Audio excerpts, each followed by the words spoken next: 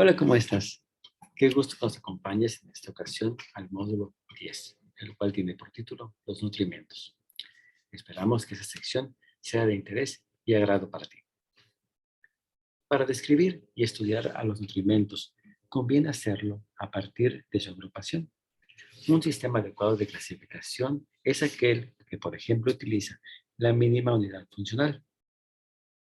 También se basa en un sistema lógico de ordenación y confiere el mismo nivel de organización a las diferentes clases.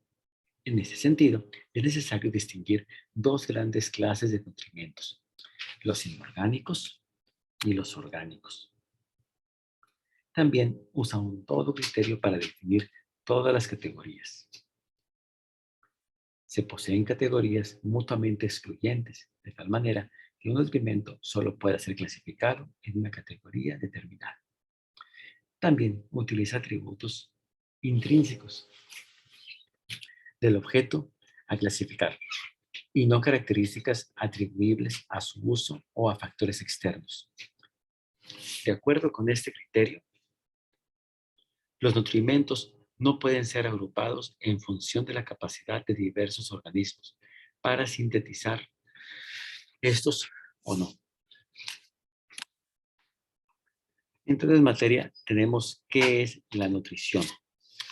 Bueno, en cuanto a su definición, tenemos que la nutrición es un proceso muy complejo que va de lo celular a lo social y en términos generales se le define como el conjunto de fenómenos mediante los cuales se obtienen, utilizan y excretan las sustancias nutritivas. En esta definición está implícito el concepto de nutrimiento, que se refiere a la unidad funcional mínima que la célula utiliza para el metabolismo intermedio y que proviene de la alimentación. En el ámbito de los nutrimentos, como en cualquier campo, existen tantas clasificaciones como criterios. Sin embargo, si se trata de buscar una clasificación adecuada de los nutrimentos, únicamente se cuenta con dos criterios importantes, el químico y el funcional. Hablar del criterio funcional no permite construir categorías mutuamente excluyentes, ya que con frecuencia los nutrimentos cumplen una o más funciones en el organismo. De esta manera, por ejemplo, el calcio podría ser clasificado como un nutrimento catalítico o como un nutrimento estructural. A su vez, los aminoácidos tendrían funciones tanto estructurales como energéticas y catalíticas. Para clasificar a los nutrientes es mejor emplear un criterio bioquímico a partir de la identificación de las unidades funcionales mínimas que utiliza la célula en el metabolismo intermedio. En el presente cuadro se muestra la clasificación de los nutrimentos de acuerdo con su estructura química. A partir de este sistema de clasificación, las vitaminas no aparecen como grupos, sino que se encuentran ubicadas dentro del grupo al que corresponden. Por su estructura química, la clasificación de las vitaminas en un solo grupo se origina en razones históricas. Cabe señalar que con frecuencia se utiliza un tercer criterio para clasificar a los nutrimentos. Este es el de la disponibilidad y se refiere a la capacidad de un organismo determinado para sintetizar o no un nutrimento, aunque esta característica es muy importante, pues en gran medida determina la autosuficiencia o bien la dependencia de ese organismo del aporte exterior de cierto nutrimento. No es un criterio recomendable para clasificar estas sustancias, ya que el atributo en el que se basa, que es la dispensabilidad, es una característica del organismo que lo utiliza y no del nutrimento, donde, por ejemplo, la vitamina C es un nutrimento dispensable en la dieta de los rumiantes, pero indispensable en la alimentación de los primates.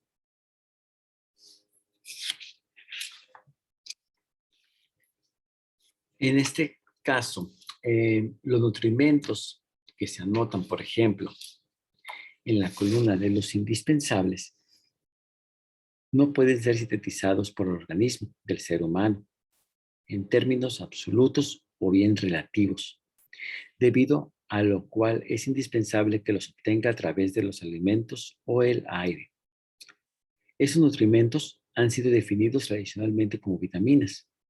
La cisteína, por ejemplo, es un aminoácido considerado semi-indispensable o dispensable, condicionado, el cual se vuelve indispensable cuando no hay suficiente ingestión de su precursor, que es la metionina. La histidina es dispensable en los adultos, pero indispensable en los niños pequeños, en quienes la síntesis de este aminoácido no es suficiente. La tirosina es un aminoácido considerado semi-indispensable o bien dispensable, condicionado, y se vuelve indispensable cuando no hay suficiente ingestión de su precursor, el cual es la fenilalanina. Bien, para el caso de los nutrimentos indispensables, el requerimiento es la cantidad mínima del nutrimento que debe consumir un individuo determinado para conservar el balance esperado para su edad, sexo, estatura, composición corporal, estado fisiológico y actividad física. Si tiene un adecuado estado de salud, así como un desarrollo económico y social satisfactorio. El requerimiento es, obviamente, individual y solo puede ser conocido a través de estudios directos. Además, se modifica día con día. Por otra parte, tenemos nutrimentos o compuestos. La importancia de todos esos compuestos en la alimentación es enorme y evidente. De ellos, obtiene el organismo los nutrimentos que le permiten vivir. Sin embargo, no por eso se les debe confundir con los nutrimentos. Hay que tomar en cuenta que ninguno de los compuestos y mezclas que se encuentran como parte de los alimentos entra realmente al organismo, ya que se descomponen ¿en dónde? En el tubo digestivo, en su luz. En dicha luz es parte del medio y no del organismo.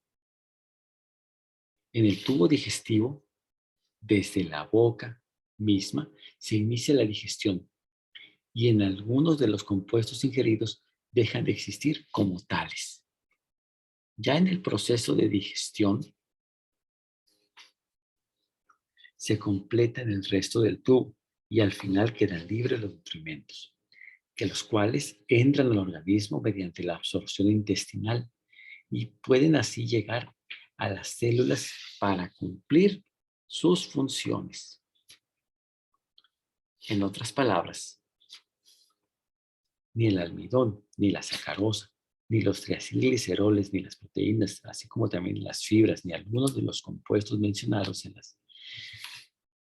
generalmente como parte de los nutrimentos, sin que por ello dejen de ser importantes para la nutrición. En este caso, todos ellos no son nutrimentos porque no entran al organismo y no participan como tales en el metabolismo propiamente dicho. Son en cambio fuentes de nutrimentos, o más claramente, son la forma química en la que tienen que ingerirse los nutrimentos, ya que es así como se encuentran en los tejidos, órganos y secreciones de los organismos, que se emplean como alimentos. Esta distinción entre nutrimento y compuesto que al digerirse liberan nutrimentos tiene por objeto simplemente guardar la debida consistencia con las definiciones de cada uno. Entonces, queda claro que, por ejemplo, los hidratos de carbono, sobre todo el almidón, integran la mayor parte de la dieta humana actual y que, en cambio, las sales de los nutrimentos inorgánicos y de las vitaminas forman una fracción casi imperceptible de dicha dieta. Estas proporciones corresponden con las cantidades que se requieren de los distintos nutrimentos. La glucosa, que viene del almidón, es el principal combustible del organismo. a la vez que las necesidades energéticas son las más cuantiosas. En cambio, las vitaminas y los nutrimentos inorgánicos se requieren en cantidades minúsculas.